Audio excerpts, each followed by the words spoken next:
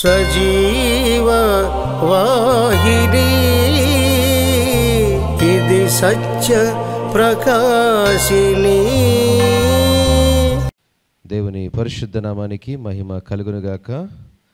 మరి యొక్క పునరుద్ధాన దినము పరిశుద్ధ దినమున మరి ఆయన బల్లో చేయవేసే ముందు ఒక చిన్న మాట మనం చదువుకొని ధ్యానించి వాక్యానుసారమైనటువంటి వెలుగులో మనము ముందుకు వెళ్ళాల్సిందిగా ప్రభుపేట మనవి చేస్తూ ఉన్నాను.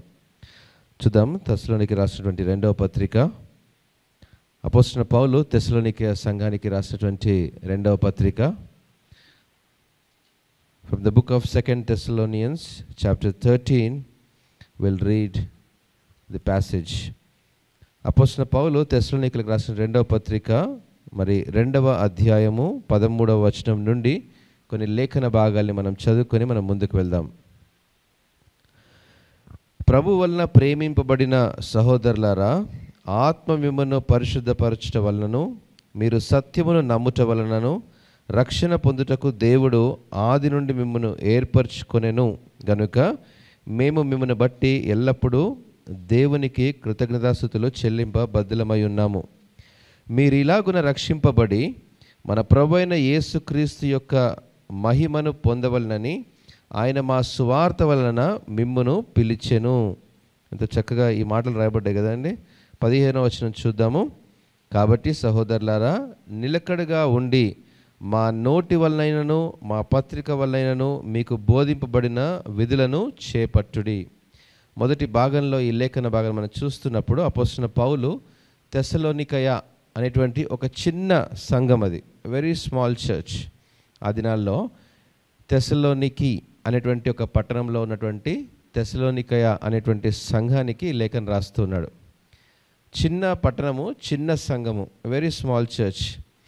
ఏమని లేఖన రాస్తున్నాడు, 2వ పత్రిక ఎందుకు రాయవలసి వచ్చింది అనేటువంటి ప్రాముఖ్యతను మనం కొంచెం ధ్యానం చేసుకునే ముందు ఒక చిన్న ప్రార్థన చేసుకుందాం. తలలు వంచి ప్రభు చూద్దాం. మహోన్నతుడ పరిశుద్ధుడా, నీకే వేలాస్తుతులు చెల్లిస్తున్నాం నాయన. నీ వాక్యపు వెలుగులోనికి మమ్మల్ని నడిపించమని నిలబడిన దాసుని ప్రభా వట్టివాడు మంటివాడిని జ్ఞాపకం చేసుకుంటూ నీ యొక్క బలలో చేయడానికి మాకు యోగ్యత దయచేయమని ప్రభా, నీ వాక్యంతో మాకు ఏదైతే మీరు నేర్పించాలనుకుంటున్నారో దానిని అనుసరించి జీవించేలాగున నీ సన్నిధి కాంతిని మాతో ఉంచి నడిపించమని యేసుక్రీస్తును ప్రార్థించి వేడుకుంటున్నాము తండ్రి, ఆమేన్. ప్రియమైన బిడ్డలారా, ఈ యొక్క అపోస్తలుడైన పౌలు తెస్సలోనికయ అనేటువంటి సంఘానికి 2వసారి లేఖ రాస్తున్నాడు. మొదటి లేఖను రాశాడు, అద్భుతంగా అందులో ఉన్నాయి కదండి. ఎన్ని అధ్యాయాలు ఉన్నాయి? 5 అధ్యాయాలు ఉన్నాయి. చాలా అద్భుతమైనటువంటి లేఖన భాగాలు రాస్తున్నాడు. పౌలు, శీల, తిమోతి వీరందరూ కూడా ఆ సంఘంలో మరి పాలిభాగస్తులుగా ఉంటూ తెస్సలోనికయ అనేటువంటి పట్టణంలో ఉన్నటువంటి ఈ చిన్న సంఘాన్ని వారు బలపరుస్తూ వచ్చారు. అయితే 2వ పత్రిక ఎందుకు రాస్తున్నాడు అంటే చాలా ప్రాముఖ్యమైన విషయం గమనించండి. ఇది ఆనాడు తెస్సలోనికయ సంఘానికి, నేటి మన క్రైస్తవ సంఘానికి కూడా చాలా ప్రాముఖ్యమైనటువంటి పత్రికగా మనం పరిగణించాలి. ఎందుకు రాస్తున్నాడు అంటే, మొట్టమొదటిగా సువార్త విన్నటువంటి సంఘాలలో దేవుని యొక్క వాక్యం విన్నటువంటి ఆది సంఘంలో మొదటి సంఘ దినాలలో ఏం జరిగింది అంటే, అనేకులు క్రీస్తును వెంబడిస్తూ బోధనలను అంగీకరిస్తూ వాక్యాన్ని అనుసరిస్తూ సంఘాలకి నడిపించబడ్డారు. సంఘాలు ఇప్పుడు ప్రజలతో నిండిపోయింది, బోధకులతో నిండిపోయింది. అనేకటువంటి ఆత్మీయ సంఘాలు బోధింపబడాల్సినటువంటి సంఘాలలో ఏం జరుగుతుంది అంటే, కాలక్రమేణా వాక్యము కనుమరుగైపోయింది. అంటే బోధలు ఉన్నాయి కదా, సంఘాలు ఉన్నాయి కదా, ఆరాధన జరుగుతుంది కదా అంటే ఏమి కనుమరుగైపోయిందంటే వాక్యము కనుమరుగైపోయింది. అనగా వాక్యానుసారమైనటువంటి ఆ యొక్క లేఖన సత్యాలు కనుమరుగైపోయాయి. ఏమొచ్చింది సంఘంలోనికి అంటే, అపోస్తలుడైన పౌలు ఈ అనేక సంఘాలుగా ఆయన తిరుగుతూ సువార్తను ప్రకటిస్తూ వెళ్తున్నాడే కానీ ఒక తరము అంటే ఒక జనరేషన్ రాను రాను ఏమైపోతుంది అంటే అందులోనికి అలవాటు పడిపోయారు. ఆ సంఘాన్ని నడిపించే విషయంలో, వాక్యాన్ని బోధించే విషయంలో the pattern has become as a practice. అంటే ఆచార సంబంధమైనటువంటి బోధన విధానంలోనికి సంఘం వెళ్ళిపోతూ వచ్చింది. రాను రాను వాళ్ళకి ఇష్టమైనటువంటి బోధలు, లేకపోతే వాళ్ళకు తోచినటువంటి బోధలు ఎప్పుడైతే బోధించడం మొదలుపెట్టారో, ఈ విషయం ఎప్పుడైతే పౌలుకు తెలిసిందో అప్పుడు పౌలు వెంటనే తెస్సలోనికయ సంఘానికి 2వ లేఖ రాయడం మొదలుపెట్టాడు. అనగా ప్రాముఖ్యంగా గమనించాలి అంటే, ఏ బోధన విధానం అయితే ఆ యొక్క సంఘాన్ని నిలబెట్టిందో, ఏ విధేయత సంఘ క్రమమైతే ఆ సంఘాన్ని నిలబెట్టిందో ఆ సంఘ క్రమం నుండి తప్పిపోయింది తెస్సలోనికే సంఘం. అందుకే వెంటనే లేఖను రాయాల్సి వచ్చింది. అందుకే ఈ యొక్క మరి పత్రిక చాలా చిన్నది, but this is a caution or a warning for the church. అలాంటి పత్రికను ఇక్కడ రాస్తూ ఉన్నాడు. అంతేకాదండి, ఈ యొక్క మొదటి వచనంలో, రెండవ పత్రిక మొదటి వచనంలో, మన తండ్రి అయిన దేవుని యందు ప్రభు అయిన యేసుక్రీస్తునందున్న తెస్సలోనికయుల సంఘమునకు పౌలును, సిల్వాను, తిమోతి, ఈ ముగ్గురు శుభమని చెప్పి రాస్తున్నారు. అంటే ముగ్గురు the leaders are representing the church. ఈ ముగ్గురు సంఘానికి లేఖను రాస్తున్నారు. ఎందుకు ఈ ముగ్గురు ఈ శుభమని చెప్పి అంటే ఇక్కడ గమనించాల్సి ఏంటంటే, ఈ పత్రికను రాస్తున్నప్పుడు యూ కెన్ అండర్స్టాండ్, ఈ ముగ్గురు కలిసి ఒక జాయింట్ మీటింగ్ పెట్టుకున్నారు. They have a risk management meeting పెట్టుకొని సంఘము ఎలా మరి ఆ యొక్క బోధన విధానాల్లో సంఘం తప్పిపోతుంది, వాటి మనం సరిచేయాలని ముగ్గురు డిస్కస్ చేసి శుభమని చెప్పి లేఖను రాస్తున్నారు. Now you can understand the perspective of the writer. కాబట్టి ఈ లేఖనాన్ని మనం గమనిస్తున్నప్పుడు 2వ అధ్యాయంలో కొన్ని లేఖన భాగాలు మీకు నేను దర్శింపాలని ఆశపడుతున్నాను. ఏంటంటే, సహోదరులారా ప్రభువు దినం ఇప్పుడే వచ్చి ఉన్నట్లుగా. ఏంటండి, ఎందుకు ఈ లేఖను రాస్తున్నాడంటే, ఆనాడు సంఘాలలో ఉన్నటువంటి ఆలోచన ఏంటంటే, యేసుక్రీస్తు ప్రభు ఆరోహణమైన తర్వాత ఇక రెండవసారి నేను మరలా వస్తున్నాను అనే విషయాన్ని ఎప్పుడైతే శిష్యులతో చెప్పాడో, ఆది అపోస్తలతో చెప్పాడో, అప్పుడు ద చర్చ్ ఈజ్ రెడీ. ఏంటంటే, ఇప్పుడే దేవుని రాకడ వచ్చేస్తుందేమో, లేదా రేపే రాకడ వచ్చేస్తుందేమో, అంటే ఇప్పుడు మనం ఇక్కడ సంఘంగా కూర్చున్న వాళ్ళందరం కూడా మహిమగా ఎత్తబడిపోతామేమో అనేటువంటి ఒక విధానంలో సంఘం ఉంది. ఆలోచన మంచిదే, కానీ ఈ ఆలోచన క్రమం ఎక్కడికి వెళ్తుంది అంటే, చూడండి, మా ఆత్మ వలనైనా మాట వలనైనా మీ యొద్ద నుండి వచ్చినదని చెప్పిన పత్రిక వలనైనా ఎవడైనా చెప్పిన ఎడల, 2వ వచనం ఏం రాయబడింది, మీరు త్వరపడి చంచల మనస్కులు కాకుండా వలనని, బెదరకుండా వలనని, మన ప్రభు అయిన యేసుక్రీస్తు రాకడను బట్టి మనము ఆయన యుద్ధ కూడుకున బట్టి మిమ్మల్ని వేడుకొనుచున్నాను. ఏంటంటే, there is a confusion in the church that the second coming is coming now, but ఏంటంటే ఇప్పుడే వచ్చేస్తుందేమో, రేపే వచ్చేస్తుందేమో. అంటే ఒకవేళ దేవుని రాకడ వచ్చేస్తుందన్న విషయం చాలా మంచిదే కదా, మంచిదే కదా, ఆయన రాకడ సమీపంగా ఉందన్న విషయం మంచిదే కదా. మరి దాని విషయంలో చంచల మనస్కులుగా కాకుండా ఉండండి అని పౌలు ఎందుకు మరలా సంఘానికి చెప్తున్నాడు అంటే, మనం ఇంకొంచెము రాకడ ఇంకా డిలే అవుతుందనా దాని ఉద్దేశం కాదు.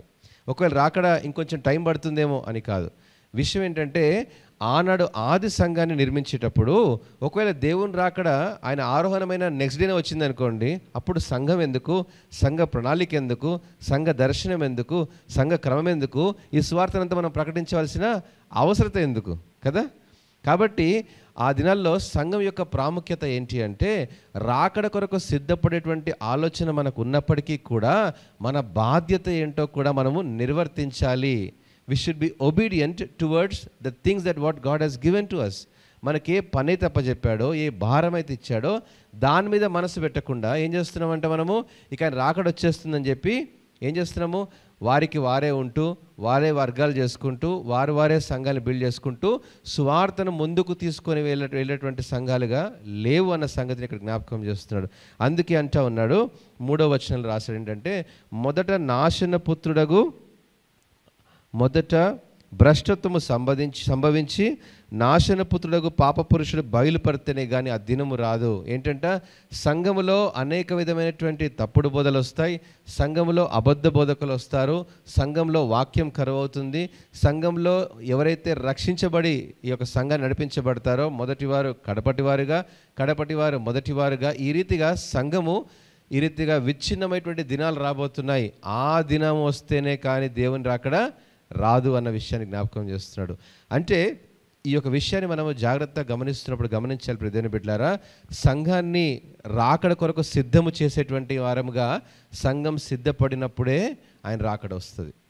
సంఘము సిద్ధపడడం అంటే, సంఘం అంటే మన సంఘం మాత్రమే కాదు, ఇది సార్వత్రిక సంఘం, this is the universal church. ఎందుకు ఈ విషయాన్ని ఇక్కడ రాస్తున్నాడు అంటే, అపోస్తలుడైన పౌలు సంఘము ఏ వాక్యం చేత, రక్షణ చేత, మరి ఉన్నతమైనటువంటి ఆ యొక్క ప్రణాళిక చేత సంఘం నిర్మించబడిందో, ఏ దర్శనం చేత సంఘం కట్టబడిందో, ఆ దినం నుంచి మనం మొదలు కొలత వేసుకున్నప్పుడు రాను రాను the graph should be uprising. కానీ రాను రాను ఏమైపోతుంది, గీత కిందకి పడిపోతుంది. ఎందుకు అంటే వాక్యంలో వాక్యానుసారమైనటువంటి బోధలు లేకపోవడం వల్ల, వాక్యంలో లోతైనటువంటి సారం లేకపోవడం వల్ల, వాక్యంలో సంఘ క్రమాన్ని పాటించకపోవడం వల్ల, అనగా ప్రాముఖ్యంగా సంఘము స్వార్థ ప్రకటించేదిగా ఉండాలి. సంఘము వారికి కన్ఫైన్డ్గా ఒక బాడీగా ఉంటూ మేము మాత్రమే ఉంటామండి, మా కులస్తుల సంఘమనో, మా వర్గ సంఘమనో, మా ఊరు సంఘమనో, ఇది మా డినామినేషన్ అనుకుంటూ మనం ఒక దగ్గర కన్ఫైన్డ్గా ఉన్నాము అంటే ఆ సంఘంలో అబద్ధ బోధకు మనము తావు చేసేటువంటి వారంగా ఉన్నాం. ప్రియ దేవుని బిడ్డలారా, ఈరోజు మనము వాక్యాన్ని మనం చదువుతున్నప్పుడు వాక్యానుసారమైనటువంటి వాటిపైన సంఘం కట్టబడాలే కానీ అక్షరాల మీద సంఘాన్ని కట్టేది కాదు. అనగా మనకి ఇష్టం వచ్చింది మనం చెప్పుకుంటూ, లేకపోతే మనకి తోచింది మనం చెప్పుకుంటూ కనుక సంఘాన్ని కడుతున్నట్లయితే ఆనాడు తెస్సలోనికే సంఘానికి వచ్చిన సమస్య వస్తుంది. ఏంటంటే ఈరోజు బోధకులందరూ ఒకటే మాట్లాడతారు, ఏ దేవుడు త్వరగా రానై ఉన్నాడు అంటారు, కానీ దానికోసం మనము పని చేయట్లేదు. మీరు దేవుని నమ్మండి అని చెప్తాం, కానీ నమ్మే క్రమంలోనికి సంఘాన్ని నడిపించాం మనము. అనగా వాక్యానుసారంగా సంఘము సువార్తను ప్రకటించి బయటకు వెళ్ళి అన్యజనులకు సువార్తను ప్రకటించి వారిని సంఘానికి నడిపించుకునేటువంటి సంఘముగా కట్టుకోవాలి. But today's church is not that way అనే విషయాన్ని తెస్సలోనికే సంఘానికి సమస్య వచ్చింది. ఈరోజు మనం అనుకుంటాం కదండి, ఏదో పలానా పరిస్థితి జరిగినప్పుడు, ఏదో పలానా వార్త విన్నప్పుడు దేవుని రాకడ సమీపంగా ఉందని అనుకుంటాం. కానీ వాస్తవానికి ఏంటంటే నిజమైన రాకడ ఎప్పుడు వస్తుంది అంటే there will be a filter. ఒకరోజు దేవుడు దాన్ని ఫిల్టర్ చేస్తాడు. ఏమంటాడు దాన్ని? చెత్త ఒక పక్కకి వేస్తాడు, మంచి ఒక పక్కకి వేస్తాడు, చెత్తను అగ్నిలో కాల్చివేయడానికి సిద్ధం చేస్తాడు. దానికోసము ప్రతి దినము సంఘం ఏంటంటే వాక్యము చేత, ఉదక స్నానం చేత సంఘము పోషించబడుతుండాలి, నడిపించబడుతుండాలి. కాబట్టి ఇప్పుడు దేవుని బిడ్డలారా, ఆనాడు తెస్సలోనికే సంఘానికి ఇలాంటి పరిస్థితి వచ్చింది. అందుకే పౌలు అంటా ఉన్నాడు, ఒకవేళ ఎవరైనా వచ్చి మాట వలన కానీ పత్రిక వలన కానీ ఇదిగో ప్రభు దినం ఇప్పుడే వచ్చేసింది అని కనుక చెప్పినట్లయితే మీరు నమ్మొద్దు. ఎందుకు నమ్మద్దు అంటే దేవుని రాకడకు రావడానికి కలిగిన సూచనలు మనం సంఘంలో చూడాలి. అనగా సంఘం సిద్ధపడకుండా దేవుని రాకడ రాదు. సంఘం సిద్ధపడట్లేదు కాబట్టి ఆయన రాకడ ప్రతిదినం ఆలస్యం అవుతుంది. దేవుని బిడ్డలారా, ఈ సంఘం సిద్ధపాటు కొరకు మన బాధ్యత ఏంటి అనే విషయాన్ని ఇక్కడ తెస్సలోనికే సంఘానికి గుర్తు చేస్తున్నారు. అంటే ఈరోజు ద 3 లీడర్స్ ఎవరండి? వాళ్ళ ముగ్గురు పేరు పౌలు, తిమోతి, శీలా. ఈ ముగ్గురు కలిసి the 3 leaders have SIT together, discuss together and making the church understand that this church should be ready for the rapture. దేవుని రాకడ ఇప్పుడే వస్తున్నటువంటి ఆలోచన కంటే దానికంటే ముందు నీ బాధ్యత ఏంటి అనేటువంటి విషయం పైన సంఘము కట్టుబడి ఉండాలి. ఏంటి ఆ బాధ్యత? ఆ విషయాన్ని జ్ఞాపకం చేస్తున్నాడు 2వ అధ్యాయము 13వ వచనం నుంచి. ప్రభు వలన ప్రేమింపబడిన సహోదరులారా, ఆత్మ మిమ్మును పరిశుద్ధపరచట వలన, మీరు సత్యమును నమ్ముట వలన రక్షణ పొందుటకు దేవుడు మిమ్మల్ని పిలుచుకున్నాడు. ఎంత వండర్ఫుల్ కదండి. ఏంటంట, వాక్యాన్ని ఎంత సత్యం వైపు వారు విన్నారు అంటే మీరు సత్యాన్ని నమ్మడం విషయంలో కానీ రక్షణ పొందే విషయంలో కానీ దేవుడు మొదటిగానే మిమ్మల్ని పిలుచుకున్నాడు. అంటే ఆది సంఘంలో జత చేయబడిన ఈ తెస్సలోనికే సంఘము నేటి మన సంఘాలకు మాదిరిగా నిలబడింది. వండర్ఫుల్ కదా. ఎంత చక్కగా సువార్త విన్నది, ఎంత చక్కగా వారు రక్షణలోనికి వచ్చారు, సత్యాన్ని వారు గ్రహించారంట. ఎందుకు ఈ మాటను ప్రస్తావిస్తున్నాడంటే చూడండి 14వ వచనం, మీరు ఇలాగున రక్షింపబడి మన ప్రభు అయిన యేసుక్రీస్తు యొక్క మహిమను పొందవలనని ఆయన మా సువార్త వలన మిమ్మను పిలిచెను. ఎలా అంటే సంఘం నిర్మించబడేది సువార్త వలన సంఘానికి పిలువబడాలి. సువార్త వలన సంఘము కట్టబడాలి. సువార్త వల్లనే మన కుటుంబాలు క్రీస్తు వైపు మళ్లించబడాలి. క్రైస్తవ కుటుంబంలో పుట్టినంత మాత్రాన మనం క్రైస్తవులము అని అనుకోవడం పొరపాటే. దేవుని బిడ్డలారా, రక్షణ అనుభవం మనం ఎప్పుడైతే కలిగి ఉంటామో అది నిజమైన విశ్వాసం. ఎందుకంటే ఈ మాటను ఎందుకు ప్రస్తావిస్తున్నానంటే క్రైస్తవ్యం అనేది లోకం పెట్టినటువంటి పేరు, క్రైస్తవులు అనేది అన్యజనులు పిలిచేటువంటి పేరు. కానీ వాస్తవానికి మనం ఎవరము అంటే క్రీస్తును వెంబడించేటువంటి విశ్వాసులం. మనము ఏ రిలీజియన్లో పుట్టామో, ఏ కుటుంబంలో పుట్టామో, ఏ జాతిలో లేకపోతే ఏ వర్గంలో ఏ ప్రాంతంలో మనం పుట్టామో సంబంధం లేదు. యేసుక్రీస్తును తన సొంత రక్షకునిగా అంగీకరించుకునేటువంటి వారు, క్రీస్తును వెంబడించేటువంటి వారు, వీళ్ళు ఏమంటారు? వీళ్ళు దే ఆర్ కాల్డ్ బిలీవర్స్, విశ్వాసులు వీరు. అంతేగాని నేను మతాన్ని పుచ్చుకున్నానండి, నేను క్రైస్తవ మతాన్ని పుచ్చుకున్నాను అంటే అసలు యేసుప్రభు మతాన్ని స్థాపించడానికి రాలేదు. వాస్తవానికి ఆ మతమే యేసుప్రభును సిలువ, ఆ యూదా మతమే ఏం చేసింది? యేసుప్రభుని సిలువేసింది. కానీ యేసు ప్రభును వెంబడించేటువంటి వారు ఏదో మతంలోనికి దిగిపోయామనో, ఏదో మతంలోనికి ముందుకెళ్ళామనో, ఏదో మతాన్ని పుచ్చుకున్నామనేటువంటి భావన ఇది తప్పు. మనము ఏ ప్రాంతంలో ఉన్నా, ఏ వ్యవస్థలో ఉన్నా, ఏ కులంలో ఉన్నా, ఏ ఆచారంలో ఉన్నా యేసుక్రీస్తును వెంబడిస్తున్నాను అంటే నేను క్రైస్తవ్యత్వాన్ని పుచ్చుకున్నానో లేదా క్రైస్తవ్యత్వాన్ని కలిగి ఉన్నానో నా పేరు మార్చుకున్నాను అవసరం లేదు. ఏం కావాలి అంట? యేసు ప్రభువును నా సొంత రక్షకునిగా అంగీకరించుకున్నాను అంటే చాలు. That's enough. శిలువ మీద దొంగ ఏమన్నాడు? నీ రాజ్యంలో నన్ను జ్ఞాపకం చేసుకో, నేను నా పాపాలు చేస్తాను, నన్ను క్షమించు అన్నాడు. ఎవరైతే తమ పాపములను ఒప్పుకొని క్షమాపణ పొందుకొని ఆయన దగ్గరికి వచ్చినప్పుడు యేసు ప్రభు అని గనక నోటితో ఒప్పుకుంటే చాలు. That is enough. దానికంటే పెద్దది అవసరం లేదు. ఈరోజు దానికంటే మనము పెద్ద పెద్ద చేయాల్సిన అవసరం లేదు. శిలువ మీద దొంగ ఎంత లక్కీ కదా, బైబిల్ స్టడీకి వెళ్ళలేదు, చర్చికి పోలేదు, ఎన్నో మీటింగ్స్ అటెండ్ కాలేదు, యూత్ మీటింగ్స్ అటెండ్ కాలేదు, సండే స్కూల్లో తన్నులు తినలేదు, ఏం చేయలేదు. డైరెక్ట్గా దేవుని యొక్క రాజ్యంలోనికి వెళ్ళాడు, అర్హత పొందుకున్నారు. Actual that is a message that God is giving today. ఏంటంటే మనం అనుకుంటాం ఏంటంటే నేను ఎన్నో సంవత్సరాల నుండి సంఘానికి వెళ్తున్నాను, నేను ఎన్నో సంవత్సరాల నుండి బైబిల్ చదువుతున్నాను, నేను ఎన్నో సంవత్సరాల నుండి మేము క్రైస్తవులముగా ఈ లోకంలో మరి సంఘంలో మేము జీవిస్తున్నాము. కాదు, యేసుక్రీస్తు ప్రభువులో నీ రక్షణ అనుభవం ఎలా ఉంది? That is important to the gospel. స్వార్థను విన్న మన జీవితాలు రక్షించబడేటువంటి జీవితాలుగా ఉంటే చాలు. ఇది సర్టిఫికేట్లు మార్చుకునేది కాదు, జీవితంలో పేర్లు మార్చుకునేది కాదు, మతాన్ని మార్చుకునేది కాదు.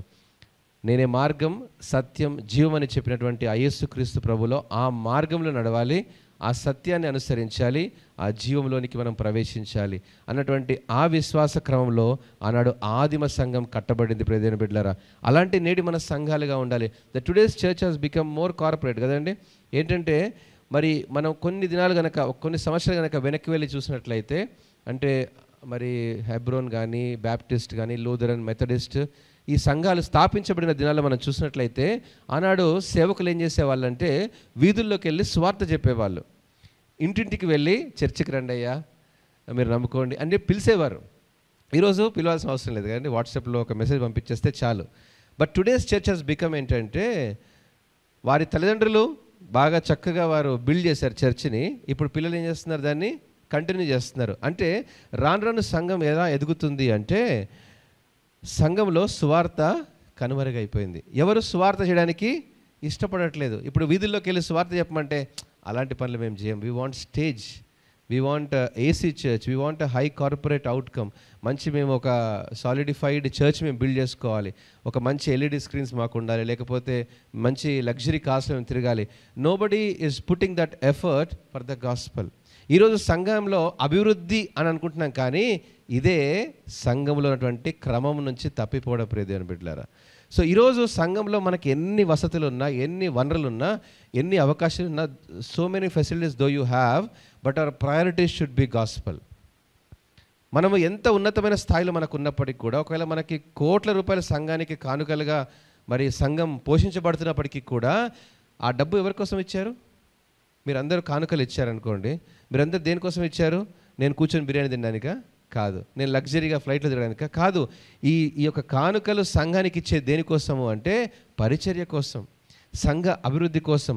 అనగా సంఘంలో, అంటే నేను ఒక మాట చెప్తాను ఏంటంటే, సంఘంలో అకౌంట్లో బ్యాలెన్స్ ఉంది అంటే అర్థం ఏంటి? ఆ సంఘము దేవుని పని చేయలేకపోతుంది. లక్షల కోట్ల రూపాయలు ఆ సంఘంలో వారి అకౌంట్లో ఉంది అంటే అర్థం ఏంటిది? They are not doing the ministry for the lord.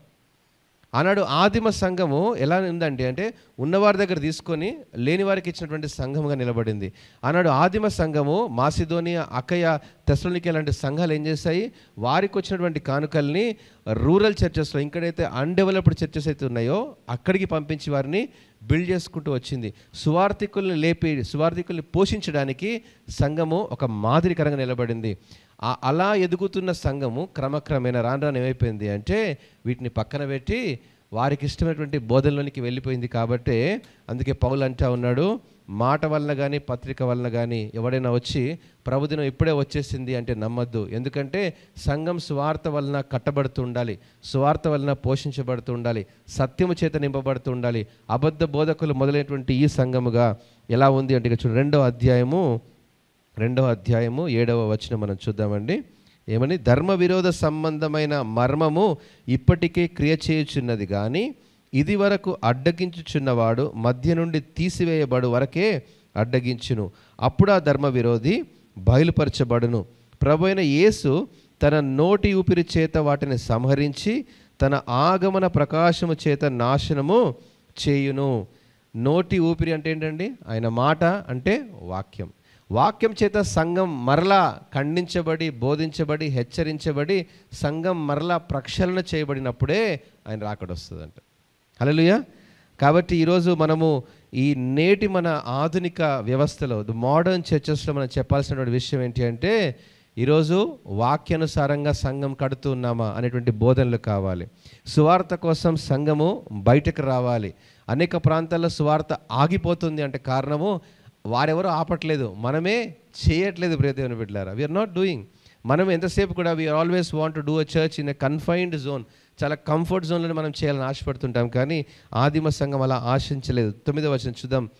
నశించుచున్న వారు తాము రక్షింపబడుటకై సత్య విషయమైన ప్రేమను అవలంబింపకపోయిరి గనుక వారి రాక అబద్ధ విషయమైన సమస్త బలముతోనూ నానా విధములైన సూచక్రియలతోనూ మహత్కార్యాలతోనూ సంఘం ఈరోజు దుర్నీతిని అడ్డగించు సమస్త మోసము, నశించున్న వారితో సాతాను కనపరచు బలము ఇవన్నీ ఉన్నాయి నేటి మన సంఘాలలో. ఏమవుతాయండి అంటే, వాక్యము పక్కన పెట్టి దుర్నీతికి సంబంధించినటువంటి సంఘంలోకి వస్తాయి, అసత్యము సంఘంలోనికి వస్తుంది. అనగా వాక్యాన్ని బోధిస్తుంటారు, కానీ ఈ క్రీస్తు అబద్ధ క్రీస్తు. వాక్యాన్ని బోధిస్తాడే కానీ ఆ బోధ అబద్ధ బోధ. ఇలాంటి క్రమంలోనికి వస్తుందన్నమాట. సాతాను ఏం చేస్తుందంటే, ఇప్పుడు సంఘం ఎక్కడ కూర్చుంటుంది సాతాను అంటే, సాతాను వచ్చి సంఘంలోనే తిష్ట వేసుకొని కూర్చుంటుంది. ఇక దేవుడు ఆ సంఘంలో లేడు అని అర్థం అనమాట. వాక్యం ఉందే, ప్రార్థన ఉంది, ఆరాధన ఉంది, క్రమం ఉంది అనుకుంటాం, కానీ దాన్ని నడిపించేది ఎవరు? అపవాది యొక్క తంత్రాలు నడిపిస్తూ ఉంటాయి, రాజకీయ పరపత్తులు నడిపిస్తుంటాయి, హోదాలు నడిపిస్తూ ఉంటాయి, మేమే ఒక వర్గం అని నడిపిస్తూ ఉంటాయి. ఒక సంఘం ఒక సేవకుడు ఉన్నాడు, ఒక గొప్ప సేవకుడు ఉన్నాడు. మేము పెద్ద కులం నుంచి మేము రక్షించబడ్డామండి, మా సంఘానికి మా కులస్తులే రావాలంటాడు అనమాట. ఆయన మైకి పెట్టి మరీ చెప్తాడనమాట. నాకు చాలా ఆశ్చర్యంగా అనిపించింది ఆ మాట విన్నప్పుడు. అనగా నేడు మనం we are building a one body of the Christ. మనం ఏం చేస్తున్నామంటే, నా సంఘాన్ని కట్టుకుంటున్నామని కాదు. We are not just building an infinite worship center, we are not just building a small church, we are building the confined of the universal church. సార్వత్రిక సంఘం అనేది ఒక సంఘముగా, ఒక శరీరంగా, వన్ చర్చ్గా, వన్ బాడీగా మనం బిల్డ్ చేయాలి. అనగా ప్రతి ఒక్కరికి మనం బాధ్యత నిర్వర్తించాలి. ఏంటంటే, ఇది నా సంఘము అనేది కాకుండా ఇది మన సంఘము, మనమందరం కూడా ఇందులో పనివారము అనేటువంటి భావన కలిగి ఉండాలి. అది లేదు కాబట్టి ఏం జరుగుతుందంట, దుర్నీతిని పుట్టించు సమస్త మోసము, అంతేకాదు ఇంకేముంది, నశించున్న వారితో సాతాను కనపరచు బలము. అంత్య దినాల్లో ఈ విషయాన్ని జ్ఞాపకం చేసుకోండి. సంఘాల్లో అంత్య దినాల్లో కనబడేటువంటి బలం అంట సాతాను కనపరిచేటువంటి బలముగా ఉంటుంది. అది దేవుని యొక్క శక్తితో నింపబడదు. ఆత్మీయంగా నింపబడిన సంఘాల్లో ఆ రీతిగా ఉంటాయి. దేవుని బిడ్డలారా, ఆత్మీయ నింపబడిన సంఘాలు ఎలా ఉంటాయంటే, ఆయన రాకడ కొరకు నేను సంఘాన్ని సిద్ధం చేయాలి అనే వేదన, బాధ, శ్రమ ఉంటుందన్నమాట. ఆత్మీయతో నింపబడిన సంఘాలు ఎలా ఉంటుందంటే, వాక్యం చేత ఆ సంఘం ప్రతిదినం పోషించబడుతుంది. అనగా ప్రతి ఒక్కరు, నా సంఘంలో ఉన్నవారు లేదా నేను పోషించబడుతున్న ఈ సంఘంలో ఎవరైనా బలహీనులుగా ఉన్నారేమో, ఎవరైనా మరి ఇంకా రక్షించబడలేదేమో, ఇంకా కుటుంబం సంఘానికి రాలేకపోతుందేమో, వారి కోసం ప్రయాసపడుతుంది ఆ సంఘం. ఎవరు వస్తే నాకేంటి, నా కానుకలు నాకు వస్తున్నాయి కదా అనేటువంటి సంఘము. ఈ బలం ఎక్కడి నుంచి వచ్చిందంట? సాతాను కనపరిచేటువంటి బలము. నేను చెప్పట్లేదు మాటలు, దేవుని యొక్క వాక్యం సెలవిస్తోంది. అందుకే వెంటనే లేఖ రాయాల్సి వచ్చిందనమాట. పౌలు, సీల, తిమోతి కలిసి కూర్చున్నారు. ఈ సంఘం అభివృద్ధి అవుతుంది అంటే కారణం ఏంటంటే, ఈ బలము దేవుడిచ్చే బలము కాదు, ఈ ఆత్మ సంబంధమైనటువంటి బలముగా అనుకుంటున్నారేమో. They think there is a power of the Holy Spirit. No, the power is coming from the Satan. అలాంటి తంత్రాలు సంఘంలోనికి వచ్చాయి. ఇప్పుడు కాదు, మనం ఎప్పుడు చదువుతున్నాం? ఇది 65వ సంవత్సరము క్రీస్తు శకం 65 ఏడీలో రాసిన లెటర్ మనం చదువుతున్నాము అంటే 2025లో దానికంటే రెట్టింపుగా ఈరోజు సంఘాలు విచ్ఛిన్నమైపోతున్నాయి. ఆ సంగతిని జ్ఞాపకం చేస్తున్నాడు. అందుకే మనం కొంచెం ముందుకు వెళ్ళినట్లయితే, అందుచేత సత్యమును నమ్మక దుర్నీతి యందు అభిలాష గల వారందరూ శిక్షావిధి పొందుటకై అబద్ధమును నమ్మునట్లు మోసము చేయు శక్తిని దేవుడే వారికి పంపించేశాడు. అంటే వారి మధ్యలో ఇంకా దేవుడు వారిని వదిలిపెట్టేశాడు అని భావం ఇచ్చేటువంటి మాట జ్ఞాపకం చేసుకోవాలి. ఏంటంటే దేవుడే వారిని వదిలిపెట్టేశాడు అంటే వారు దేన్ని నమ్ముతారంటే వారు సత్యాన్ని నమ్మరు. ఇంకా దురద చెవులు వచ్చేస్తాయి, ఇచ్చింగ్ ఇయర్స్. ఎందుకు వచ్చేస్తాయి అంటే వారికి ఇష్టమైన బోధలే కావాలి, వారికి ఇష్టమైనటువంటి కల్పనా కథలే కావాలి, వారికి ఇష్టమైనటువంటి ఆలోచనలే కావాలి. ఈరోజు సంఘంలో ఆయన చాలా మంచి స్పీకర్ అండి. ఆ ప్రవీణ్ అన్న చాలా సూట్ వేసుకుంటాడు, బాగా చక్కగా మాటలు చెప్తాడు, మంచి వాక్యం చెప్తాడు. అలా కాదు, నీ షుడ్ నాట్ బి పర్సానిఫైడ్. ఒక వ్యక్తిని మనము పూజించేటువంటి వారంగా ఉండకూడదు. ఒక వ్యక్తిని మనము సెంట్రీ ఫిగర్ చేసి ఆయనే చాలా బాగా వాక్యం చెప్తున్నావు. అది వాక్యానుసారమైనటువంటి వాక్యంగా ఉండాలి. Christ should be centered, word should be centered, the word should be hero, not the person. We should be an empty vessel. మనం ఖాళీ పాత్రలుగా ఉండి ఆత్మలకైతే సంఘాన్ని బోధించాలో, ఆత్మ అయితే సంఘంతో మాట్లాడుతుందో, సంఘములతో ఆత్మ చెప్పుచున్న మాట అని రాయబడిన రీతిగా సంఘంతో ఎవరు మాట్లాడాలి? బోధకుడు కాదు, బోధ కాదు, వాక్యము, లేఖన సత్యం కావాలి, ఆత్మ సంబంధమైన సంగతులు కావాలి. మనం వినేటువంటి మాట ప్రవీణన్న చెప్పాడు కాదు, వాక్యం ఏం చెప్తుందో అనేటువంటి దృష్టికోణానికి మనం వెళ్ళగలగాలి. అలాంటి ఆలోచనలు మనకు వచ్చినప్పుడే మనము అందరము సరి చేసుకొని ఆయన సంఘంగా కట్టబడతాం. అంటే ఇక్కడ మనము అంటే బోధించేవాడికి కూడా దిస్ అప్లైస్. మీరందరూ దేవునిలో నమ్మకంగా ఉండండి కాదు, మనం అందరము దేవునిలో నమ్మకంగా జీవించాలి. అలాంటి బోధనలోనికి రావాలి. మీరు కాదు, నేను కాదు, మనము అనేటువంటి భావన సంఘంలోనికి వచ్చినప్పుడే and the speaker or the people are sitting together we should do the workmanship.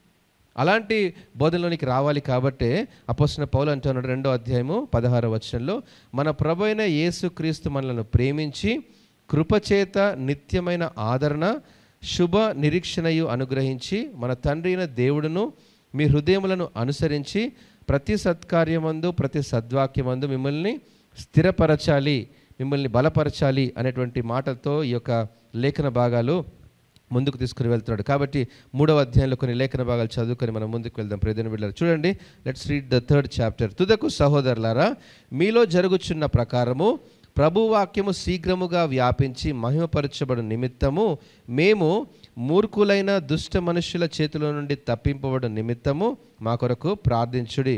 విశ్వాసము అందరికీ లేదు అని రాయబడింది. చాలా చాలా మోస్ట్ స్ట్రాంగెస్ట్ స్టేట్మెంట్ ఇక్కడ రాస్తున్నాడు. ఏంటంటే ప్రతి వాక్యం విషయంలో అది శీఘ్రముగా వ్యాపిస్తుంది, సువార్త ప్రబలమవుతుంది, కానీ అందరూ వాక్యం పైన విశ్వాసం ఉంచలేకపోతున్నారు.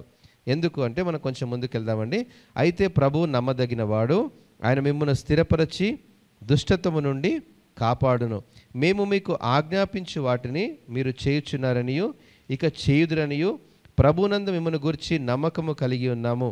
దేవుని యందలి ప్రేమయు క్రీస్తు చూపిన ఓర్పును మీకు కలుగునట్లు ప్రభు మీ హృదయములను ప్రేరేపించునుగాక.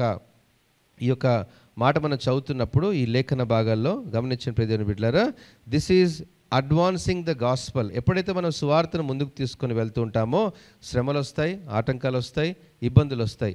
అలాంటి విషయం కోసం మనం ముందుగానే ప్రార్థనలో కనిపెట్టుకోవాలి. సువార్త అంటే ఈరోజు మనము ఎక్కడికో అన్రీచ్డ్ ప్లేసెస్కి వెళ్ళేటువంటి ప్లేసెస్ కాదు. What is unreached place? చిన్న డెఫినేషన్ నేను చెప్తాను చూడండి. What is unreached place? సువార్త అందని ప్రాంతాలు ఎక్కడున్నాయి తెలుసా? మన ఆఫీస్లో ఉన్నాయి, మన స్కూల్స్లో ఉన్నాయి, మన నైబర్హుడ్లో ఉన్నాయి. ఎక్కడో మారుమూల ప్రాంతాల్లో, వరంగల్ అడవుల్లో, కరీంనగర్ అడవుల్లో కాదు. Our friends, those who never heard the gospel, our friends those who never understand who is Christ. అలాంటి వారికి మన సువార్తను తీసుకెళ్లేటువంటి వారంగా ఈరోజు వి షుడ్ స్టాండ్ ఫర్మ్. ఈరోజు మనము మన స్నేహితులతో, మన బంధువులతో, మన కుటుంబ సభ్యులతో మన రక్షించబడని వారిని క్రీస్తు వైపు నడిపించేటువంటి ఆ క్రమం కోసం మనం ఏం చేయాలంటే we should advance the gospel. కాబట్టి వాక్యం ఎంతున్నప్పటికీ కూడా, ముందుకెళ్తున్నప్పటికీ కూడా విశ్వాసం అందరికీ లేదంట కదండి. There are many people right. మనం ఒక 10 మందికి చెప్తాం క్రీస్తుని గురించి, ఆ 10 మందిలో ఒకడు నమ్ముతాడేమో కానీ మిగతా 9 మంది పట్టించుకోరు.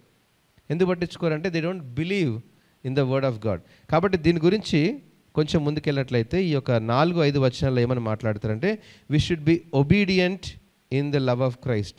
దేవుని యందలి ప్రేమ క్రీస్తు చూపిన ఓర్పు మీకు కలిగినట్లు దేవుడు మిమ్మల్ని ప్రేరేపించునుగాక.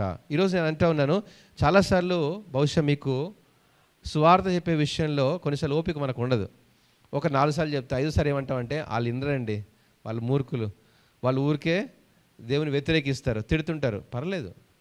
అపోస్తలుడైన పౌలు ఈ లేఖను రాస్తున్నాడంటే తన అనుభవాన్ని ఇక్కడ జ్ఞాపకం చేస్తున్నాడు. ఏమని జ్ఞాపకం చేస్తున్నాడంటే అతన్ని కొన్నిసార్లు కొరడాలతో కొట్టారు, రాళ్లతో కొట్టారు, కొన్నిసార్లు గవిని వెలుపట అతన్ని ఈడ్చుకొని పడవేశారు. ఒకసారి చనిపోయాడేమో అనుకొని కూడా అవతల పడేశారు, ఒక చెత్త కుప్పలో పడేసినట్టు పడేశారు. అయినా కూడా మరలా ప్రాణాలతో బ్రతికి మరలా తిరిగి వెళ్ళి అదే గ్రామానికి వెళ్ళి మరలా సువార్త ప్రకటించాడు. అపోస్తలుడైన పౌలు తన లేఖలో ఆ చెప్పేటువంటి సారం ఏంటి అంటే క్రీస్తు నేర్పించినటువంటి ప్రేమలో ఓర్పు మనకు కావాలి. సువార్త పనిచేసే విషయంలో ఓర్పు కావాలి. ఒక విశ్వాసి ఒక వ్యక్తిని క్రీస్తు వైపు నడిపించాలి అంటే నేను అంటాను, ఎంత టైం పడుతుందని మీరు అనుకుంటారు? జీవితకాలం. అది it is a life time achievement to bring 1% to Christ. మనం 1,00,000 మందికి సువార్త చెప్పాల్సిన అవసరం లేదు, 1,000 మందిని మనం సంఘాలు నడిపించాల్సిన అవసరం లేదు, కోట్ల మందికి వెళ్ళి నేను సువార్తికుడు అని చెప్పడం కాదు. ఒక వ్యక్తిని సంపూర్ణంగా క్రీస్తులోనికి తీసుకొని రావాలి, 100% దేవునిలోనికి తీసుకొని రాగలిగితే దట్ ఈజ్ అన్ అచీవ్మెంట్ అనే విషయాన్ని ఎలా తీసుకొని రావాలంట? ఓర్పు కావాలి. We should have the patience. ఒక వ్యక్తికి ఈరోజు మనం సువార్త ప్రకటిస్తున్నామంటే ఆ వ్యక్తిని మనం పట్టుకొని అతని కోసం ప్రార్థన చేయాలి, అతన్ని నడిపించాలి, అతని కోసం ప్రయాసపడాలి. ఒక 2 రోజులు సంఘానికి రావచ్చు, 3 రోజు వెనక్కి వెళ్ళిపోవచ్చు, మరలా మనం ప్రయాసపడాలి. 4 రోజు మళ్ళీ వెనక్కి వెళ్ళచ్చు, పర్వాలేదు. ఎన్నిసార్లు? 77 సార్లు అయినా పర్వాలేదు. అతన్ని క్షమించి అతన్ని మనము ముందుకు తీసుకొని రావాలి. కాబట్టి మొదటిగా రిమెంబర్ ఒబీడియన్స్ అండ్ లవ్. క్రీస్తు నేర్పించినటువంటి ప్రేమలో, ఓర్పులో మనం దేవుని పని చేయాలి. చూద్దాం 6వ వచనం నుంచి మనం చూద్దాం. సహోదరులారా, మా వలన పొందిన బోధన ప్రకారముగా, మా వలన పొందిన, ఇక్కడ బోధన అని రాయబడింది కదండి, దాని ఫుట్ నోట్లో ఏమని రాయబడింది చూడండి, తెలుగు బైబిల్ మీద ఉన్నట్లయితే పారంపర్యము. అంటే బోధన అంటే ఏంటంటే వాక్యాన్ని బోధించడమే కాదు, సంఘ క్రమము, ప్రాక్టీసెస్ ఆఫ్ ద చర్చ్, ఇవన్నీ కూడా ఏవైతే నేర్చుకున్నారో అక్రమముగా నడుచుకుని ప్రతి సహోదరుని యొద్ద నుండి తొలగిపోవాలని మన ప్రభువైన యేసుక్రీస్తు పేరట మిమ్మను ఆజ్ఞాపించున్నాను. మొదటిగా మనము ఓర్పుతో సహనముతో సువార్తను ప్రకటించాలని చెప్తూనే పౌలు మరొక దృష్టాంతముగా, అంటే this is other side of the coin, ఏమని మాట్లాడుతున్నాడంటే ఎవరైనా సరే ఈ బోధన కనుక అనుసరించకపోతే వాడిని ఏం చేయాలంటే మీరు వాడికి కొంచెం దూరంగా ఉండండి. ఒకవేళ ఈ సంఘంలో ఆత్మీయమైన బోధలు లేవు అని మీరు గ్రహించారనుకోండి, అంటే అర్థం ఏంటి? ఆ సంఘానికి మీరు వెళ్ళాల్సిన అవసరం లేదు. ఎందుకంటే అక్కడ ఆత్మీయంగా కట్టబడని సంఘాలుగా ఉన్నాయి. అనగా ఆ సహోదరునికి మీరు దూరంగా ఉండండి, లేదా సంఘం కోసం ప్రార్థన చేయండి, ప్రయాసపడండి, కష్టపడండి. ఒకవేళ ఆ సహోదరుడు వాక్యానుసారంగా లేడు, అనగా తప్పుడు బోధల వైపు మళ్లించబడుతున్నాడంటే అతన్ని దూరంగా పెట్టండి. ఎందుకు ఈ విషయాన్ని జ్ఞాపకం చేస్తున్నాడంటే చూడండి, కొంచెం ముందుకెళ్ళండి.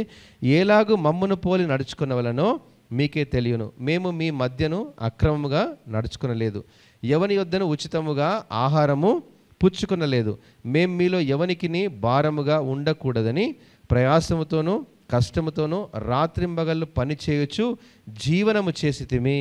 అపోస్తలుడైన పౌలు, తిమోతి, శీల వీళ్ళేమి దేవుని యొక్క సంఘంలో వచ్చే కానుకల మీద ఆధారపడలేదు. వీళ్ళు అందరూ డబ్బులు ఇస్తున్నారు కదా, మేమందరం హాయిగా వాక్యాలు చెప్తామని వాళ్ళు చేయలేదు. వాళ్ళు ఏం చేస్తారంటే రాత్రింబగళ్ళు జీవనము, జీవనం అంటే ద డైలీ వర్క్, సంపాదించారు, కష్టపడ్డారు, వారు వృత్తి చేశారు, వాళ్ళు ఏదైతే సంపాదించుకున్నారో దానితో పరిచయం చేసుకుంటూ వచ్చారు. So today the church we have to understand, దేవుని బిడ్డలారా, it is not the comfort church, it is about the church that shows the work of the Lord. దేవుని యొక్క పనిని జరిగించాలి, ఖాళీగా కూర్చునేది కాదు ఇది. ఆయన పని చేసినటువంటి వాడే ఆయన జీతాన్ని పొందుకోవాలి. అందుకే ఇంక నెక్స్ట్ వర్స్లో మనం చూద్దామండి, ఏమని రాయబడి చూడండి. మీరు మమ్మల్ని పోలి నడుచుకునే వాళ్ళని మిమ్మును మేము మాదిరిగా కనపరుచుకున్నటయే ఇలాగూ చేసితిమి కానీ మాకు అధికారము లేదని చేయలేదు. మరియు మేము మీ వద్ద ఉన్నప్పుడు ఎవడైనా పని చేయ నొల్లని ఎడల వాడు భోజనము కూడా చేయకూడదని మీకు ఆజ్ఞాపించితిమి. ఏం చెప్పారంటే వీళ్ళు దేవుని పని చేయకుండా, దేవుని యొక్క అప్పచెప్పినటువంటి బాధ్యత నిర్వర్తించకుండా దేవుని కానుకల మీద మనం ఆశపడ్డామనుకోండి, అది ఎంత దౌర్భాగ్యం. Even in the routine life also మనము, దేవుడు మనకు ఒక బాధ్యత ఇచ్చాడు. ఏం ఇచ్చాడు? మనం ఈ భూమిలో ఫలించి, నిండించి, అభివృద్ధి పరిచి దీన్ని మనం ముందుకు వెళ్ళాలి. మనకిచ్చిన బాధ్యతను మనం మర్చిపోయి రోజు పొద్దున్న లేసి చాలా రిలాక్స్గా ఉంటూ, తింటూ, తిరుగుతూ అలా ఉన్నామనుకోండి, దట్ ఈస్ యూజ్లెస్. పని చేయకుండా వాడికి కనీసం భోజనం కూడా పెట్టకూడదంట. అంటే పని చేస్తేనే వాడికి భోజనం పెట్టాలి అని దేవుని వాక్యంలో హెచ్చరించిన రీతిగా పౌలు, శీల, తిమోతి వీరు కూడా ఎలా ఉన్నారు అంట, వారు పని చేస్తూ కష్టపడుతూ దేవుని సేవ చేస్తున్నారు. వారు కష్టపడకుండా ఇక్కడే కూర్చొని లగ్జరీ కంఫర్ట్లో ఉండి మీరందరూ వెళ్ళి సువార్త చేసిరండి, నేను ఇక్కడే కూర్చుంటాను అంటే కుదరదు. No, the leader of the చర్చ్లో ఉన్న నాయకులు కానీ, సమర్థవంతమైనటువంటి నాయకులు కానీ వారందరూ ఎలా ఉండాలి అంట, సంఘానికి మాదిరిగా నిలబడాలి. కష్టపడి పని చేయాలి. కష్టపడి మనం పని చేస్తేనే మనతో పాటు నలుగురు కలిసి పని చేస్తారు. అందుకే ఒక మన లాస్ట్ 16th యానివర్సరీలో కూడా నేను చెప్పాను మాట ఏంటంటే, there are 2 ways to interpret. ఈ లోక సంబంధించిన నాయకుడు, దేవుని సంబంధించినటువంటి నాయకుడు ఎలా ఉంటాడు. లోక సంబంధించిన నాయకుడు ఏం చెప్తాడంటే పని చెప్తాడు అందరికీ, నువ్వు ఆ పని చేయి, ఆ చీరలది, ఈ కార్పెట్స్ వేయి, అవన్నీ ఊడు అని చెప్తాడు. కానీ దైవిక సంబంధించిన నాయకుడు ఎలా ఉంటాడంట, పని చేస్తూ కలుపుకుంటూ వారితో పాటు ముందుకు వెళ్తాడు. అనగా మనం పని ఎలా చెయ్యాలో చెప్పేవారంగా కాకుండా పని ఎలా చేయాలో చేసి చూపించే వారంగా మనం ఉండాలి. అది క్రైస్తవ నాయకత్వం అన్న విషయాన్ని ఇక్కడ మాదిరికరంగా ఉండండి. నాయకులని వారు ఎలా ఉండాలంట, మాదిరికరంగా ఉండండి. చెప్పేవారిగా కాదు, చేసేవారిగా, చేసి చూపించేవారిగా, లివ్ ఎన్ ఎగ్జాంపుల్ లైఫ్ అలా ఉండాలి. తప్పుడు బోధల వైపు మనం వెళ్ళొద్దు అని చెప్పేటువంటి మాట కంటే తప్పుడు బోధలు బోధించకుండా మనం మాదిరికరంగా నిలబడాలి. మరి సంఘము అక్రమం వెళ్ళిపోతుందని చెప్పడం కంటే సంఘాన్ని క్రమంగా చేసేటువంటి వారంగా మనం ఉండాలి. అంటే we should show something in actions. ఏదో మనం చేయకుండా ఎవడో ఏదో చేస్తున్నాడు, ఎవడో ఏదో లాగేస్తున్నాడు అంటే that is not the approach of the word of God. అందుకే ఇక్కడ పౌలు, శీల వీరేం చేశారంట, జీవనాన్ని చేస్తూ వారికి ఉన్న సంపాదనతో కష్టపడి శ్రమపడి దేవుని పరిచయం చేస్తున్నారు. So we live as an example life like how Paul, Silas and Timothy stand for. కొంచెం ముందుకు వెళ్దామండి, ఇంకొంచెం ముందుకెళ్ళి 11వ వచనం చూద్దాం. మీలో కొందరు ఏ పనియు చేయక పరుల జోలికి పోవచ్చు, అక్రమముగా నడుచుకొనుచున్నారని వినుచున్నాము. అట్టివారు నెమ్మదిగా పని చేయొచ్చు, సొంతముగా సంపాదించుకొనిన ఆహారము భుజింపవాలనని మన ప్రభువైన యేసుక్రీస్తు పేరట వారిని ఆజ్ఞపూర్వకంగా హెచ్చరిస్తున్నారు. కొంతమంది ఏం చేస్తున్నారంట, కొంతమంది ఎలా ఉన్నారంట, వారు ఉద్యోగాలు చేయట్లేదు, వారు జాబ్స్ చేయట్లేదు, వారు ఏం చేస్తున్నారంట, వేరే వాళ్ళ మీద డిపెండ్ అయిపోతున్నారు. అంటే ఇక్కడ పాయింట్ ఏంటంటే ఈజ్ టాకింగ్ అబౌట్ మనకు ఒక స్థాయిలో దేవుడు తీసుకొని వచ్చిన తర్వాత, ఒక పరిస్థితి మనల్ని పెట్టిన తర్వాత మనం ఏం చేయాలంట, we should do some work. ఆ పని చేయకుండా మనము డిపెండ్ అవుతున్నామంటే దీన్ని జాగ్రత్తగా ఇంటర్ప్రిట్ చేసుకున్నప్పుడు మనకు అర్థమవుతుంది ఏంటంటే, సంఘంలో ఉన్నటువంటి సంపాదన, సంఘంలో వచ్చినటువంటి కానుకలు, సంఘంలో వచ్చేటువంటి దశమ భాగాలు ఈరోజు నేటి మన క్రైస్తవ సంఘాలలో ఉన్నటువంటి దాని మీదనే ఆధారపడుతున్నారు. They are not working for the Lord. దేవుని కొరకు పని చేయకుండా అందులో సంఘంలో ఉన్న సమృద్ధి, సంఘంలో ఉన్నటువంటి ఆ యొక్క కంఫర్ట్, లగ్జరీలోనికి the people leaders are using it. ఈరోజు మనం జాగ్రత్తగా గమనించాలి. లేఖన భాగాలు పని చేయక ఆహారం కూడా తినకూడదు అంట, వాడికి అర్హతే లేదంట. అసలు దేవుని కొరకు పని చేయాలి. దేవుని కొరకు సువార్త పని కానీ, దేవుని కొరకు సంఘ పని కానీ ఆ బాధ్యతను నిర్వర్తించాలి. ఆ బాధ్యత నిర్వర్తించకుండా మనకు బాగా డబ్బులు ఉన్నాయిలే, మనం చాలా ఎంజాయ్ చేద్దాంలే ఈ సంఘంలోనే కనుక ఆలోచనలు ఉన్నట్లయితే ఆ విషయం గురించి అపోస్తలుడైన పౌలు హెచ్చరించుచున్నాను అనేటువంటి మాట మాట్లాడుతున్నాడు. కాబట్టి చివరి మాట చదువుకొని ముందుకెళ్దాం. సహోదరులారా, మీరైతే మేలు చేయుటలో విసుకవద్దు. ఈ పత్రిక మూలముగా మేము చెప్పిన మాటకు ఎవడైనా లోబడిన యెడల ఏం చేయాలంటే అతన్ని కనిపెట్టి అతడు సిగ్గుపడు నిమిత్తం అతనితో సాంగత్యము చేయొద్దు. ఇది విశ్వాసుల గుంపులో వాక్యం హెచ్చరిస్తున్నాడు. ఎవడైనా వాక్యానుసారంగా లేడు, ఎవడైనా వాక్యానుసారంగా లేక ఊరికే కూర్చొని టైంపాస్ చేస్తున్నాడు అనుకోండి, వాడిని ఏం చేయాలంటే మనము వాడితో సాంగత్యమే చేయకూడదు అంట. అతన్ని పక్కన పెట్టేసేయాలి. ఎందుకు పక్కన పెట్టాలంటున్నాడు, ఆయనను అతన్ని శత్రువుగా భావింపక సహోదరునిగా భావించి బుద్ధి చెప్పాలి. పక్కన పెట్టేటువంటి అర్థం ఏంటంటే అతనికి బుద్ధి వచ్చే పని మనం చేయగలిగేటువంటి వారంగా ఉండాలి. అంటే అతని ముందు మనం ఎలా ఉండాలి అంటే మనము మాదిరిగా నిలబడాలి. మనం ప్రార్థనలో, వాక్యంలో ఉన్నప్పుడు ఎవడైతే బలహీనంగా ఉంటాడో, ఎవడైతే అయోగ్యంగా ఉంటాడో, ఎవడైతే దేవునికి దూరంగా ఉంటాడో వాడు చూసినప్పుడు సిగ్గుపడాలి. అరే చి నేనేంటి ఇలా లేనే అని సిగ్గుపడాలి. అయ్యో నేను ఇంత క్రమంలో లేనే, అయ్యో నేను దేవుని పని చేయలేకపోతున్నానే, వీళ్ళంత చక్కగా దేవుని సేవ చేస్తున్నారు అనేటువంటి ఆలోచనలోనికి అతన్ని బుద్ధి ఇచ్చేటట్టుగా మనం, అనగా ఈ మాటలన్నిటికీ అర్థం ఏంటంటే ప్రియ దేవుని బిడ్డలారా, it is about walking disciplining our self. మనల్ని మనము క్రమపరుచుకునేటువంటి వారంగా ఉండాలి. ఇతరులను మనము చెప్పే వారంగా కాకుండా చేసి చూపించేటువంటి వారంగా ఈరోజు మనం ఉండాలి ప్రియమైన బిడ్డలారా. కాబట్టి ఎవరైతే ఆయన పరిచర్యలో పాలిభాగస్తులై ఉన్నామో వారందరూ కూడా మనం ఎలా ఉండాలంటే ఎవరో ఏదో చేస్తున్నారని కాదు, ఎవరో ఏదో చేస్తారని కాదు, ఎవరో ఏదో చేయట్లేదని మనం అనేటువంటి వారంగా కాకుండా ముందు మనము చేస్తున్నామా, ముందు నేను దేవుని పని చేస్తున్నానా, ముందు దేవుని కొరకు నేను బద్ధుడనై ఉన్నానా, నేను దేవుని కొరకు నేను ఆ క్రమంలో ఉన్నానా, దేవుని కొరకు నేను రక్షణ అనుభవంలో స్వార్థను తీసుకుని వెళ్తున్నానా, ముందు నేను పని చేస్తున్నటువంటి సెల్ఫ్ మనం ఒకసారి పరీక్ష చేసుకున్నప్పుడే మనము ఒక మాదిరికరమైనటువంటి నాయకులుగా నిలబడతాము అని ఆదిమ సంఘం సిద్ధపడింది ప్రియమైన బిడ్డలారా. ఈరోజు తెస్సలోనిక సంఘానికి ఈ రెండవసారి లేఖ రాసేటువంటి ఉద్దేశం అదే. ఏంటంటే don't go in to the practised church, don't go in to the nominal, like 10 గంటలకు వచ్చేసామండి, 2 గంటలు కూర్చున్నామంటే మన పని అయిపోయింది, దిస్ ఈజ్ ఇంక 2 వారం తర్వాత మనకి ఇంకా సంబంధం లేదు, అది కాదు.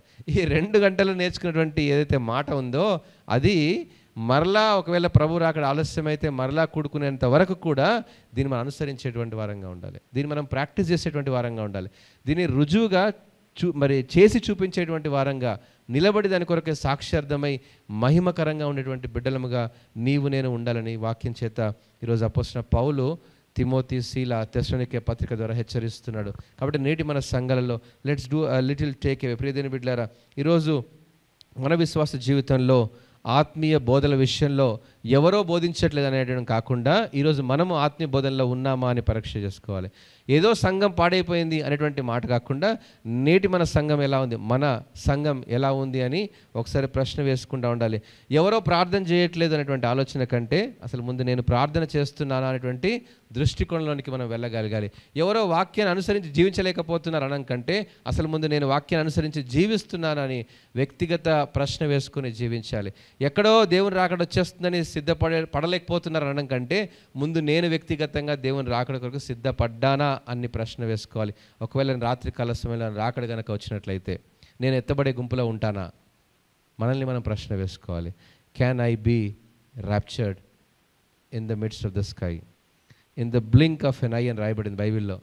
ఒక రెప్పపాటున జరిగేటువంటి ఆ యొక్క ప్రక్రియలో రెప్పపాటులో ఒకసారి ఆ రెప్పపాటులో అంటే ఎంత వేగంగా ఉంటుంది చూడండి. The most fastest transformation ever is going to happen in the history. ఇక రాబోయే రోజు అలాంటి ఒక రోజు రాబోతుంది. ఆ రోజున నిలబడాలి అంటే నేను సిద్ధపడున్నానా అని ప్రశ్న వేసుకోవాలి. నేను సిద్ధపడున్నానా అని ప్రశ్న వేసుకున్నప్పుడే ఈ నేను మనందరం కలిసినటువంటి ఒక సంఘం ఆత్మీయ సంఘంగా ఎత్తబడే సంఘంగా సిద్ధపడుతుంది. ప్రియమైన బిడ్డలారా, ఈ మాటలు మనం విన్నప్పుడు ఎవరి గురించో కాదు లేఖన భాగాలు, మన గురించి. నా కుటుంబం ఎలా ఉంది, నేను ఎలా ఉన్నాను, నా బిడ్డలు దేవుని యొక్క రక్షణలోనికి నడిపించబడుతున్నారా, ఆయన క్రమంలో ఉన్నారా. ఒకవేళ ఇప్పుడు టైం 12:05 అయింది టైం. ఒకవేళ 12:10కి కనుక ఆయన రాకడ వచ్చిందనుకోండి, ఎంతమంది విడిచిపెట్టబడతారు, ఎంతమంది ఎత్తబడతారు? ఒకసారి ప్రశ్న వేసుకున్నప్పుడు ఈ ప్రశ్న మన వ్యక్తిగత ఆత్మీయ జీవితాలకు మన సంఘానికి దేవుడు బలపరచునుగాక. తల్లు వంచి ప్రార్థన చేసుకుందాము. మహోన్నతుడా, పరిశుద్ధుడా, నీకు వెలసుత చెల్లిస్తున్నాం నాయన. సంఘంలో ప్రేమ ఐక్యత విషయంలో, బోధన విషయంలో ప్రభా మేము ఏ రీతిగా నమ్మకంగా విధేయత కలిగి ఉండాలో ప్రభా, ఓర్పును కలిగి ఉండాలో మీరు మాకు నేర్పిస్తూనే మాలో ఉన్న లోపాలను ప్రభా మీరు సరిచేస్తూ, మాలో ఉన్నటువంటి ప్రభా ఆ అక్రమాన్ని క్రమముగా మీరు మారుస్తూ ప్రభా ప్రేమలో, ఐక్యతలో, విశ్వాసంలో, సహనంలో ప్రభా సంఘాన్ని ఏ రీతిగా మేము కట్టుకోవాలో, కుటుంబం సంఘమైనప్పుడు ప్రభా ఆ కుటుంబంలో మేమందరం కూడా ఏ రీతిగా రక్షించబడిన అనుభవంలో మేము ముందుకు జీవించాలో, కొనసాగించబడాలో, ముందు నేను ఏ రీతిగా ఉన్నానని పరీక్ష చేసుకుంటూ ఒక అడుగు ముందుకు వేయాలో ప్రభా నీ వాక్యం చేత మమ్మల్ని హెచ్చరించారు. అందుని బట్టి నీకు స్తుతి చెల్లిస్తున్నాం. ఆనాడు ప్రభా ఆదిమ సంఘంలో పౌలు, శీల, తిమోతి ప్రభా ఏ రీతిగా వారు శ్రమపడి సంఘాన్ని నిర్మిస్తూ ఉన్నారు ప్రభా.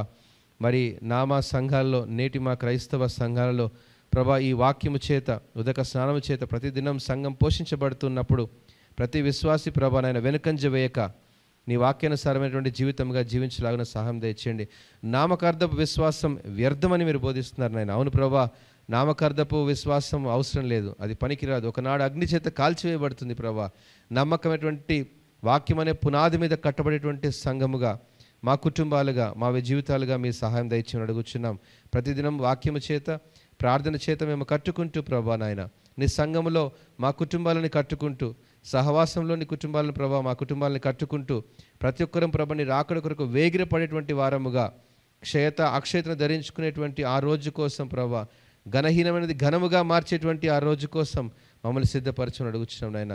బలహీనమైనది బలముగా ప్రభా నీ పరలోక బలాన్ని మేము చూసేటువంటి ఆ యొక్క రోజు కోసం ప్రభా మమ్మల్ని అందరినీ సిద్ధపరచమని ప్రభా ఇదిగో ఒకవేళ ఈ లోకాన్ని మేము విడిచిపెట్టి వెళ్ళిపోతామేమో ప్రభా, అయినా కూడా నీ మధ్యాకాశంలో ఎత్తబడే గుంపులో మేము ఉండాలి ప్రభా. ఒకవేళ ఈ లోకంలో ప్రభాని మేము జీవిస్తున్నప్పుడు రాకడ ప్రభా ఒకవేళ ఈ మధ్యాహ్నం వచ్చినా ఈ రాత్రి సమయం వచ్చినా ప్రభా అవును ప్రభా మమ్మల్ని జ్ఞాపకం చేసుకుని రాజ్యంలో మమ్మల్ని జ్ఞాపకం చేసుకుని అడుగుచున్నా ప్రభా. అయ్యో ప్రభా ఇంకా రక్షించబడని వారు మా యొక్క కుటుంబాల్లో ఉన్నారు, అయ్యో నేను ఎరగని వారు మా స్నేహితుల మధ్యలో ఉన్నారు ప్రభా.